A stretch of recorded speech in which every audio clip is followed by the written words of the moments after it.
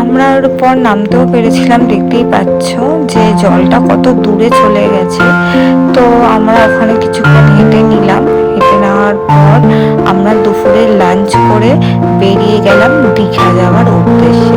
তো আমরা একটু শর্টকাটই নিয়েছিলাম, যেটা শঙ্করপুর হয়ে দীঘা যাওয়া যায় সেটাই নিয়েছি। 8 ঘন্টার মতো আমরা পৌঁছে গেছিলাম, কারণ আমরা বাইকে ট্রাভেল করে এসেছি তাজপুর।